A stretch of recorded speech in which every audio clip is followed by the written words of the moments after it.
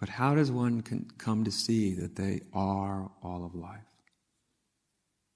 As one Zen master said, the entire universe is my personality, is myself. Everything I see, taste, touch, feel is me, but not as an ego, because an ego is fixed. In this sense, you are the flux and flow and manifestation of existence. And in that, there's no exclusivity. There's nothing to be. There's nothing to defend.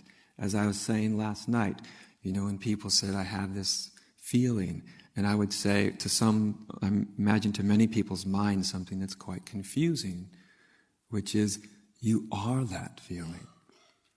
Just the opposite of what you'd say when you're trying to get into the witness. I'm not that feeling. I'm not that thought. I'm not. In unity, you are everything that exists. Everything. Everything. Everything. Whether it's the farthest galaxy you can see, or whether it's the next feeling or the next thought. The key is, though, you're not exclusively identified. So it's just, now life is arising as this thought. Now life is arising as this feeling. Now life is arising as a tree or a blade of grass or a garbage can or a noise outside, or life is arising as silence. See, there's no exclusivity. There's nothing you have to be then as opposed to something else. So finally, the shoe doesn't pinch. Finally, you don't feel like you have anything to defend. You don't have to be something or somebody. You don't even have to be nobody.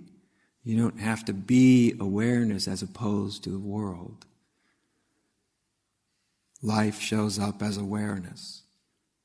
Life shows up as a flower, as a vase, as the seat you're sitting in, as the body that you seem to occupy. As Stephen said in his song last night, to start to really see, feel, I am the Buddha.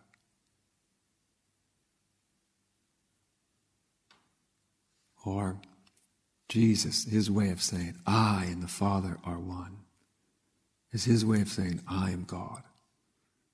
I and the Father are one.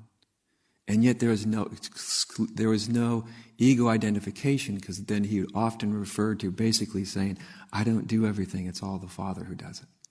That's like his ego's not having exclusive identification with some concept of God, There's lots of ways you could put it. I think the most easy way is just to think in terms of life.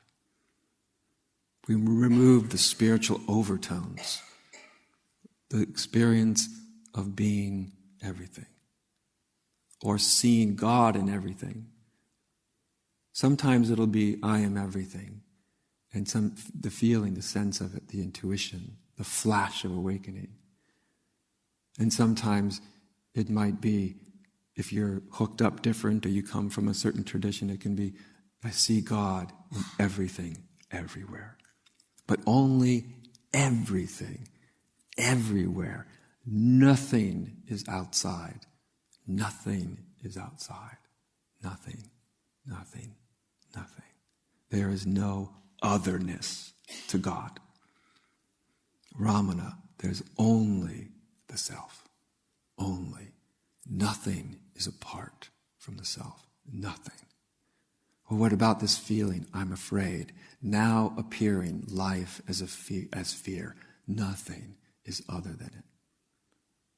And you're released from the great push. And you're released from having to relate to everything that arises.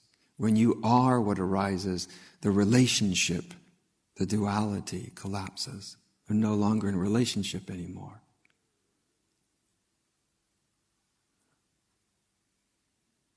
There was a wonderful, really short little Zen story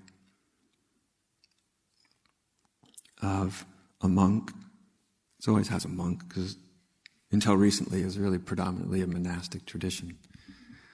And a monk kind of asked, goes to a master, and he asked, what does an enlightened being do when they're too hot? What do they do when they're too cold? And the Master just says, when it's hot, be hot. When it's cold, be cold. That's great liberation. Right? And if you experienced the unity, you just get this like, God, that's beautiful. Like right now, even I can feel like little hairs standing on end, like, what a beautiful simplicity.